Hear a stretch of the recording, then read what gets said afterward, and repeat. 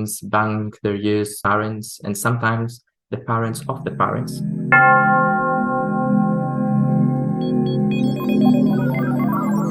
It was the record was a big JSON file with many information about a person and this person's parents, and sometimes the parents of the parents, with many sensitive data such as national ID numbers or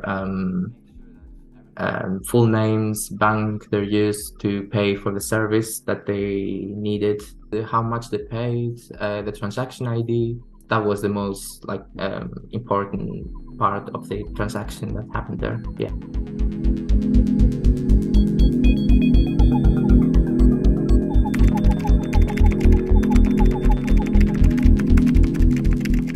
I found it by accident, actually. I was just working on another project for my work. It just popped up as a second result in the Google query that I did. It was an exception on the URL. There was something wrong with it. And while I was Googling for an error that I found in one of the web applications that I was testing, so I was just interested as to why this happens. And yeah, I just changed one line from a word to a number, and just data started showing up. So it was completely accidental. The URL had a word in it, register, instead of a number. It was expecting to have a number. So I just turned it to right, like I changed the word to a number, and it was actually the record of a person from Bangladesh. So, and as you increment the number, more records would show up.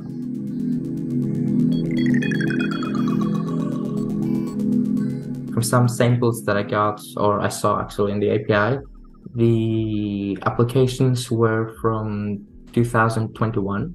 So maybe there was a system migration, and they were I don't know, maybe beginning of this year or last year. I really cannot know how long they were out there. But the data that were in the API was they were back from 2021, the latest.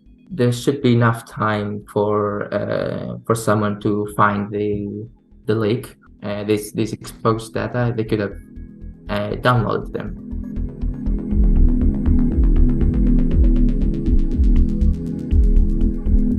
I didn't test the web application itself because I'm not allowed to. I didn't do this on purpose. The big weakness is that there was no authorization mechanism. There was no such mechanism. So even without a token or without anything, one could just see the data. So it was just really an authorization issue. To see all of the data, definitely an admin should be able to see all of those data, or just the person that did the application should be able to see their own application record. So yeah, that's the biggest issue, or actually the main weakness in this story.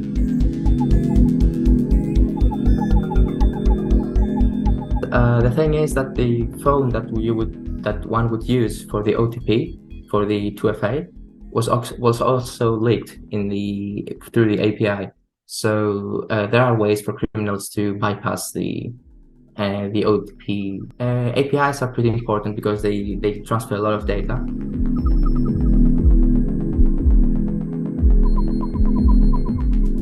Basically, the developer's responsibility to actually enforce mechanisms that will not allow such leaks and expose data.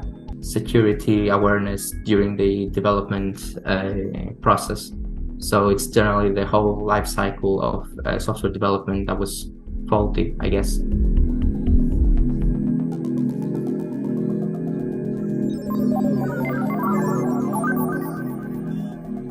Contacted them, sent an email, and I sent another one in the same email address the next day. I found another email address where I sent them this email as well. I think for 3, 4, maybe 5 days, I didn't get a reply. And in the meantime, I would send the emails almost on a daily basis, and yeah, never got a response back. So I then spoke with a TechCrunch reporter I haven't had any communication with anyone that's in a governmental position because they fixed it now. But it wasn't like they were interested into finding out how I found it or hear it from my side. They just happened to somehow find out and fixed it on their own.